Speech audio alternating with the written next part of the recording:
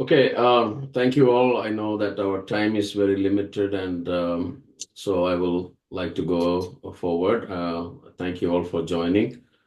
So, without much introduction, I was given some questions, and as I was looking through that questions, I realized that these revolves around some major themes or major topics we can look at. So what I have done is I have divided this into certain topics, and we will be covering as time permits. But always feel free to ask questions if you have any questions. Especially, I may give you a few minutes in the end for the questions. So let me move forward with what I wanted to really talk about here. Um, so you all saw the questions which came along, so I don't have to actually talk about the questions. What are the questions which came? So when I looked at those questions, as I said, it almost looked like everything revolved around certain things. So what I've done is I wanted to call this session as Answers for Curious and Open Minds, dealing with common questions asked by young students. This is the topic on the basis of which we will be conducting this um, whole study. I don't know how many weeks it will be, but if this is helpful, please always give the feedback. If there are changes needed, please give that feedback too. Our goal is so that you all will be benefited through the studies which is going on or whatever we talk here. So I want to start by this Bible verse, First Peter chapter 3, 14 to 16. Many of you might have read, but I want to emphasize this.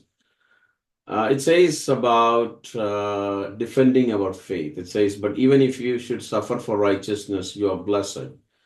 Do not fear them or be intimidated, but in your hearts regard Christ the Lord as holy, ready at any time to give a defense to anyone who asks you for a reason for the hope that is in you. Yet do this with gentleness and reverence, keeping a clear conscience, so that when you are accused, those who disparage your good conduct in Christ will be put to shame. So, Peter is saying a few things here. Do not fear or be intimidated when you are challenged about or you are suffering for your faith. But always be ready to give an answer, give a defense to anyone who asks you for the reason for the hope. But an attitude is very important. Do this with gentleness and reverence. That is what the criteria which is mentioned there. So now, having said that, when I looked at all the topics or the questions which came, I felt like it had to do with the Creator God, humanity. Is Jesus really God? Is Bible true? Can faith be reasonable? It had to do with religions. So when I thought about it, I felt like it will be very good for us to have a foundation about the worldviews, the concept of worldviews, and also talk about logic and fallacies. Because if we don't have a good understanding about what logic and fallacies are, then a lot of the other discussions can become challenging, which is almost used by people who want to oppose our faith. So we'll get to that. So today, I'm hoping that I will be able to give you an overview about worldviews, and that should give us a foundation today. Like in 20 minutes, 25 minutes, we can't get all the answers. Like that's something you get to it. But what are these worldviews? Why it is important? I'm sure we can have some idea. So it's a foundation on worldviews. Then we'll go into the logic and the fallacies. Then we will get into the other topics. And based on my evaluation, this should cover pretty much all the questions which were asked. So we live in a world where there is a lot of confusions going on. Today morning, I got a message from somebody in UK saying that a 14-year-old girl who went to school was challenged about one particular aspect of faith because of Uh, Pastor, your voice is not audible to me. what about other people? My voice is not audible to everyone. Now it is audible. Okay. How about other people? Anybody else? Because I'm using one of the best microphones here. Yeah, Yeah, it's my side is audible, good now. Pastor. Yeah, it's Okay. my side is good. Arun, you can rejoin. You will get any disturbance. Yeah. So I don't know, it's your issue. So sorry.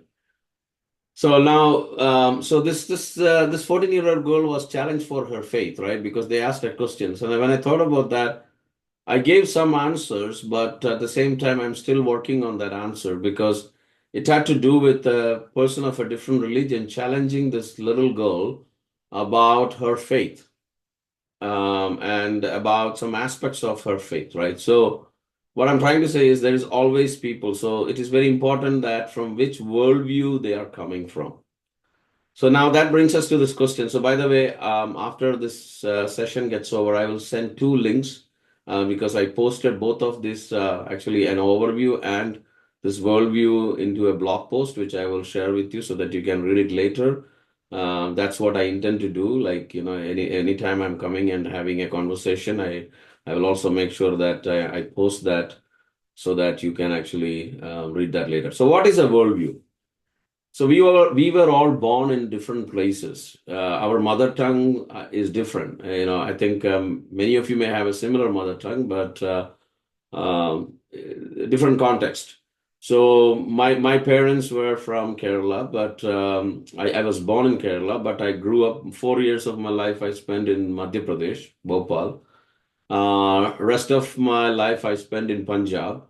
Like not rest of my life, like a good chunk of my life, schooling, my college, everything was there in that area. Then I ended up in US for many years now. So I have a view about the world. But when I go to Africa, the people over there have a different view about the world. 2023, I went to Africa, right? And then, if God willing, I'm going back in March. So when I was there, I was talking to somebody, and so when he came to meet me, I gave him some tea. So he was very happy to drink a tea, and seeing his happiness, I asked him, why are you so happy? And I kind of had a conversation and I realized that they drink tea. It's a privilege for them to drink a tea. So once in a month, they may drink a tea. Coffee is more privilege, right? So maybe he said in 2 months. So I said, what about your eating habits? Like, how do you eat and all? So he said, we eat only once a day. So in the morning, they may have some biscuit or something small, but about 5 o'clock or around that time, they will have a good meal. That's the only meal they have during the day.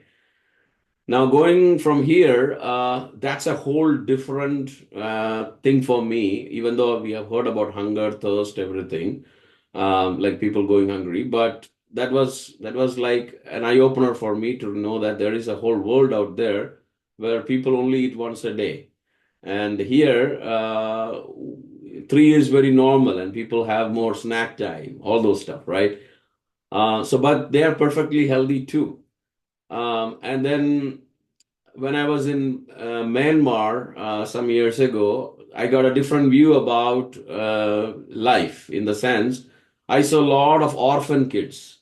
Right, so they are orphans because they lost their parents in civil war and all those situations. Now they live as orphans. Their life, how they conduct their life, their attitude. So that was a completely different than what I have seen in my life. So what I'm trying to say here is different experiences, different exposure gives us different view about the whole world. Now, uh, what is the worldview we are talking about? Worldviews are comprehensive framework of belief and values through which individuals and communities interpret the world, shape their decisions, and find meaning. Particular philosophy of life or conception of the world. I will give you one example. Typically, if you go to an American family and ask them what time your kids sleep, they may say, "Oh, 7:30." By 8 o'clock, they are on the bed. But normally, if you go to an Indian household, what you will see is even at 10 o'clock, they might not have gone to sleep, right? So there are different perspectives from different people are coming. But here, when we talk about the worldview, we are talking about different religions, different views. So that's what I want to focus this today evening within the limited time we are having. That way, we will be able to understand from where our Christian worldview is coming, from where other views are coming. So, going forward, the first worldview I want to bring to your attention is naturalism. Naturalism, the core belief. So this is now I'm going to have going to talk about 10 to 12 of these worldviews. But as I said, this is a foundation so that when we talk about other things, we will be having some idea, okay, what we are talking about. So naturalism is a core belief is a physical universe is all that exists. Everything can be explained by natural causes. So that would be their thing. The key concepts are materialism, atheism, and scientific empiricism. So atheism falls into some other worldviews too, depending on where that person is, but naturalism is one. Some examples are secular humanism and scientism. So these are some of the examples of people who have a naturalism or naturalistic worldview. So as I said, the physical universe is all that exists. Everything can be explained by natural causes. That's what they would say. There is no spiritual world or anything of that sort. Now, going forward, the next important thing is what is called as theism. Theism, what they believe, there is a personal and transcendent God who created and sustains the universe. Right? That's very familiar. If you are coming from a Judo-Christian background, that's very familiar. So the key concepts in this viewpoint is divine purpose, morality, and it is grounded on the deity, right? Morality grounded on the deity means the moral, ethical standards are given by God, and so they follow that. So as I said, there is a Christian theism. What is Christian theism? So there are three major religions who falls under the theistic belief system. That's why you will see that there is more confusion here. So one is Christian theism, second is Islam, third is Judaism. So these three religions are there, major religions or major groups. So Christian theism is a belief in God of the Bible and the life, death, and resurrection of Jesus Christ. There is a different way to say about the Christian theism is we would call this as a Trinitarian theism because the Father, Son, and the Holy Spirit. Let's not get into that because that itself may take a long time. But just keep in mind that Christian theism is a Trinitarian theism. And Islamic theism believes in Allah as described in the Quran. So they will follow Allah. And Judaism is belief in the God of the Hebrew scriptures or Tanakh or the Old Testament, what we have with us. So they follow and their guiding principles are based on, and they still believe that there is one God. There are other religions too who follow in one God. For example, Sikhism. You might have seen Sikhism. Sikhism also has the concept of different gurus and all, but they also believe in one Vaheguru, like one God. But there are some deviations, that's why they are not listed here. But I just wanted to give that. The core belief of theism is there is a personal, transcendent God who created and who is also the sustainer of the universe. So when we explore more about who is God and other things, we will get into the other aspects. So that's a second worldview. The third thing is called as deism. Deism has the belief that God created the universe but does not intervene in its operation. In another way, he just made the universe and he left it on its own. So he is now more interested or he is now more dealing with anything. They emphasize on reason and observation over revelation because since God is not involved in anything, there is no point of revelation. There is no revelation available itself. So the whole emphasis will be on reasoning and observing what is going on in the universe and understanding. So that's where the enlightenment worldview comes, which sees God as a distant watchmaker, right? So God is out of action. He's no more there. If God is there, he's no more in there. So that's a deism. So don't worry. Some of these concepts may not be that much referred back, but definitely we will come into some of these concepts later. So that's why I'm bringing a little bit more. So normally we talk about 4 or 5. but I think I'm bringing more than that so that since you're young minds, young students, so it will be very helpful. So next is pantheism. This is very close. People from India should know about this one. What it says is God and the universe are identical. All is divine. All is divine. So talk about unity of all existence, spiritual interconnectedness, reincarnation. So Hinduism is an example of pantheism.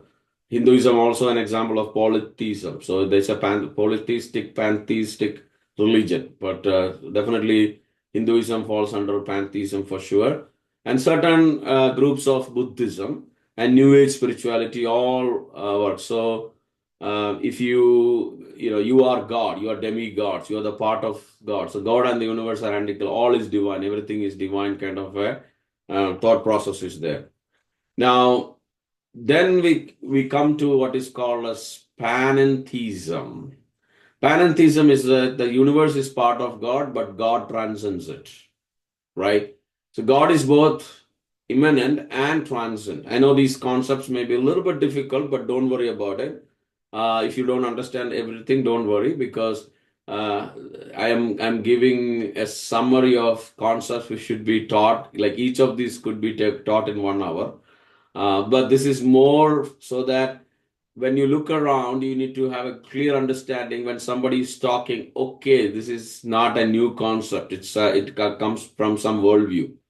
So process theology, some strands of Hinduism and mysticism all have this falls under this panentheism.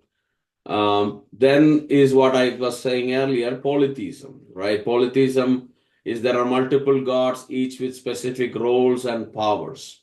Often tied to mythology and ritual. So Hinduism name is not, I have not added here in this example, but you can easily understand how that is. There is a god of prosperity. There is a god who gives, protection. There is a god who gives water. There is a god who gives energy. There is a god. So those type of this where God is not one entity. God is multiple. There are many gods. So ancient Greek had this philosophy. Romans had this kind of a worldview. Norse religion, and then I would say a large part of Hinduism also falls under polytheism. So multiple god. Poly is many. So there are many gods. That's what polytheism is. Now, next is existentialism. What it means is human existence is unique and subjective. Individuals must create their own meaning.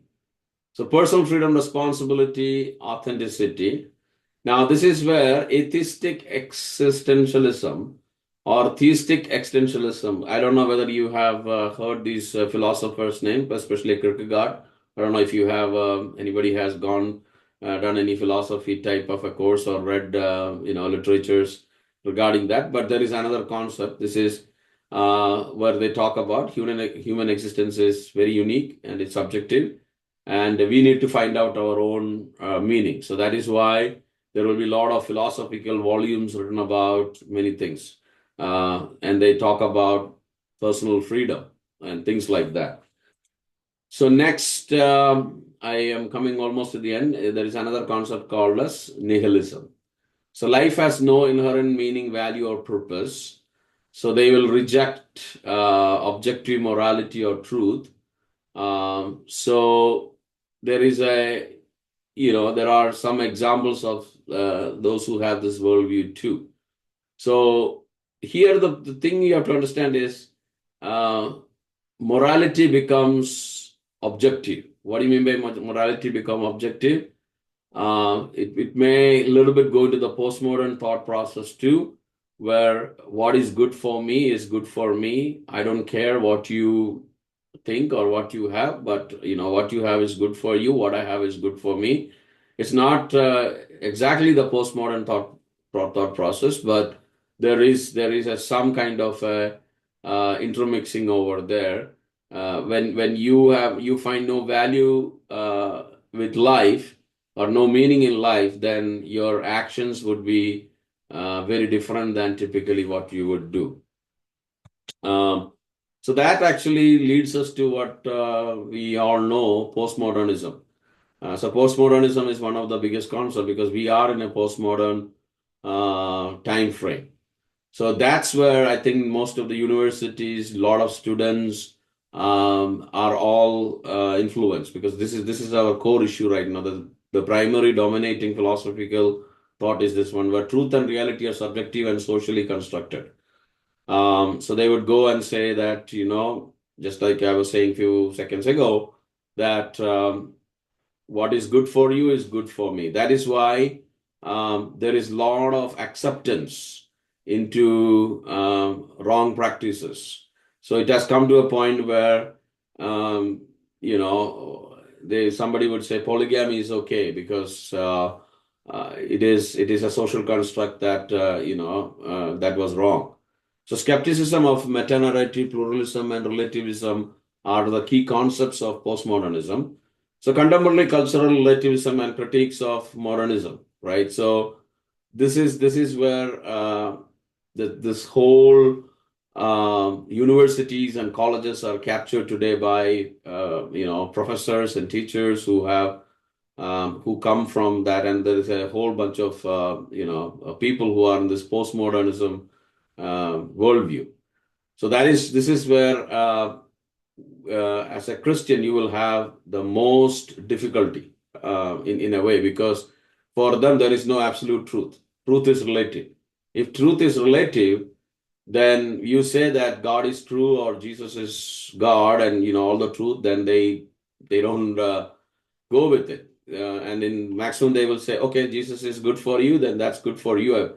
I don't care about it, right? Because there is nothing called as truth. There is no absolute truth. Truth is subjective. It can be changing, right? So that's the postmodern challenge is there. So now why I'm bringing this up is when you have a foundational understanding about these worldviews, it helps us as we process more things as we talk. For example, if somebody is actually asking you some challenging question, before you answer them, try to understand and talk to them and see what are they really trying to say. Now I know that you all came to this session because you have questions. So that is why the reason I'm exposing this whole worldviews in the beginning itself is because a lot of times our worldview can play a big influence. So this is more defined worldviews, which is more tied to religion or the belief systems of people and what do think about it. But then there is another worldview which I was talking in the initial time, is where we look at different things from different lens and different perspectives, and that's where things becomes a little bit more challenging. So now with this whole knowledge explosion and all the technological explosions and all those stuff going on, it has become more and more difficult to have and maintain a personal relationship with God. The reason is we live in a very distracted world where a lot of things are happening. And then one of the thing I don't know whether you have noticed is we are becoming a disconnected community. Disconnected community means now many of you have come as students, you need each other's help. But as people become more free and independent, this freedom and independence comes with a cost that you lose what is called as cooperation. So people are like very much self-centered. So then a few more Eastern mysticism. So there is something called as Maya. That's a word you might have heard. Reality is an illusion. It's all Maya, right? And the goal is spiritual enlightenment or union with the ultimate reality. So yoga, some of the yoga concepts goes into that. So that's where karma, reincarnation, meditation all comes. Taoism, Zen Buddhism, all those things are there, where through enlightenment you move from Maya to basically union with the ultimate reality. So that's the Eastern mysticism, and this is something where now a lot of Western world has been also been influenced, right? People who have forsaken the faith and the relational aspect. They feel that vacuum and void in their hearts and in their life, and they are going after seeking this type of a fulfillment. So sometimes we hear about famous personalities, the people who are, Hollywood stars and people like that who go to eastern part of the world, like India or some Buddhist countries, and then they find through meditation and enlightenment, they come to this thing. So that's another concept which is fast spreading.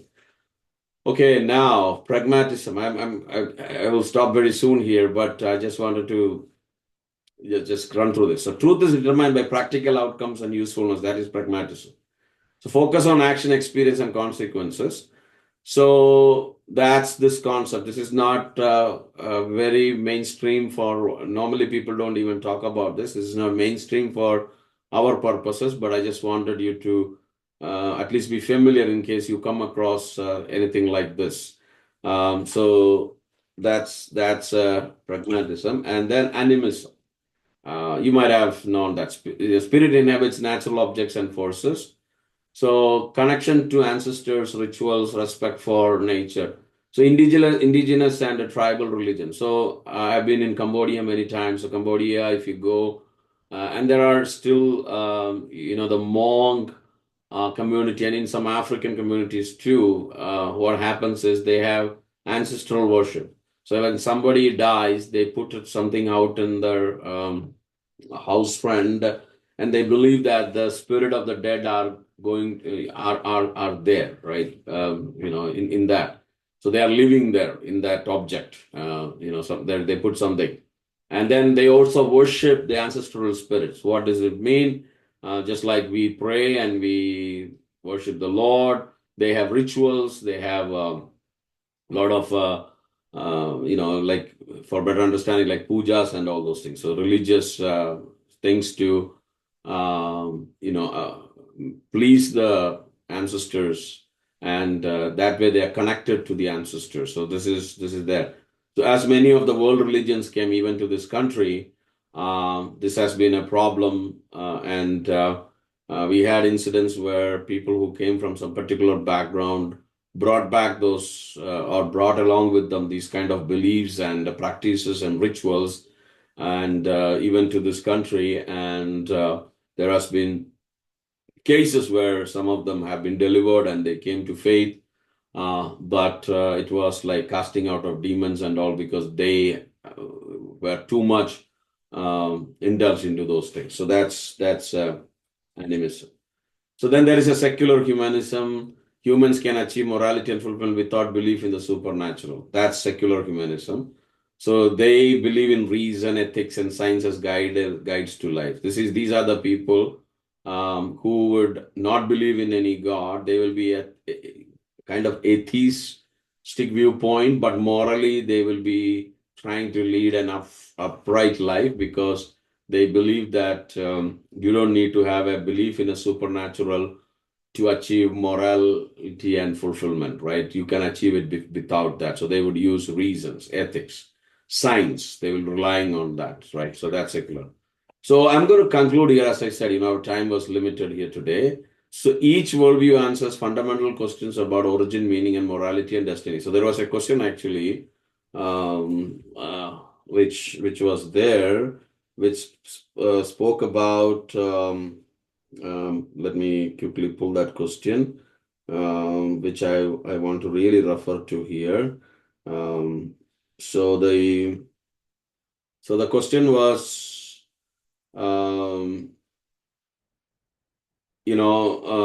how religions formed. All religions saying one God who. So there were questions basically related to that. So that is where. So understanding different worldviews fosters empathy, critical thinking, and a deeper appreciation for diversity in thought and culture. It also helps with understanding why Christianity is different and unique. So one of the questions which people typically ask is, Christianity is one religion out of many, right? So then, as we go into the next topics or the next things, this will help. So I want to come back to where I started, right? So if you look back into how we are structured, is today I spoke about worldviews. So then I want to talk about logic. That's going to be a little different. How we make, generalizations. How when we apply, how to apply logic when we are actually thinking about these things. Um, the So I want to tell you one thing before I conclude here. Um, the problem is, you know, in Christian belief, there is something called as faith. And Bible says that without faith, it is impossible to please God. So what I'm trying to say is, I have been in these type of things many times, many classes I've gone through. So you will be able to reach a high level of confidence which other way of life or thoughts cannot reach. But one thing I can tell you, it is not possible to prove everything 100% by proofs, because always remember, when we talk about God, we are not talking about a created being. He's our creator. Just imagine that you wrote a program or you made some machine. The machine will only know what you have input, you have given to that machine. Unless, it's really you are giving all the machine, all the control and everything, what is going to happen is machine will only know a little bit of everything you know. So the one thing I want to say is, when we talk about God, he's too big. So one day we can talk about what NASA has found out about this universe itself, right? So you can also do that search. So then we understand that this is too big, way larger than we can imagine. So now that brings us to this interesting fact about, if it is too big, it is bigger than that. So we will not be able to completely, comprehend the vastness and the greatness of God. So now the question is, within what God has revealed to us. So God has revealed to us through nature. God has revealed to us through the Bible, like the Word of God.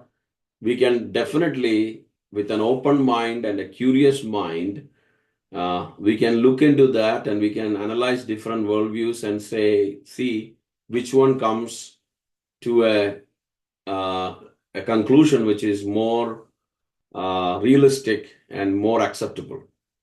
So again, I'm not sure whether you expected me to talk about worldviews today rather than picking up a first question and answering. But the reason I'm taking this route is because this will give us this foundation. Like, you have a question about Islam, for example, or any Hinduism, or you talk about moksha, you talk about something else which you found in some other place, or somebody comes. So first of all, if we know these concepts about worldview, it will just help us to come to a good conclusion. So I know it's a lot of material. As I said, I will be posting 2 links very soon here, and then you can actually take a look at it, and you can always do a research on these things too. And but I just wanted to say that when it comes to Christianity, it's a Trinitarian theism.